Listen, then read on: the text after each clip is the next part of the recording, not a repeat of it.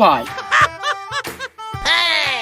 ওই আমি তো প্রতিদিন গোসল করি, আর সকালবেলা ঘুমেতে উঠে ছাই দিয়ে আমি তো দাঁত দলি। আমার গায়ে যে তো একটু গন্ধ করার কথা না।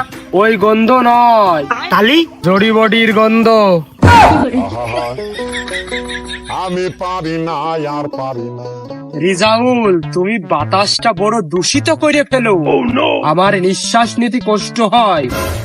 না, আমি তোর বাগানে আগিনি, এতে গন্ধ হবে। আর এই রাস্তা দিয়ে আপনি তো প্রতিদিন যাওয়া আসা করেন। আগে যে পরিমাণে মশা ছিল, এখন তো সে মশা আর নেই। আপনি তো আমার নামে আর ভালো কথা কবেন না।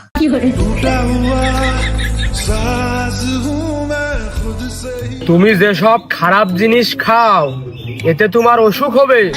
তুমি ভুল করতেছো। হ্যাঁ, আমি আগুন দিয়ে পুড়িয়ে খাই না। আর আগুন দিয়ে পুড়িয়ে খালি কোনো রোগ জীবাণু থাকে? আমি আগুন দিয়ে পুড়িয়ে খাচ্ছি, আমার রোগ হবে কি খালি? তুমি এমন ভাবে বলছো যে আমরা তরকারির ভিতরে দিয়ে খাই, কেউ বাইকে খাই, কেউ রস করে খাই, কেউ শেষে খাই।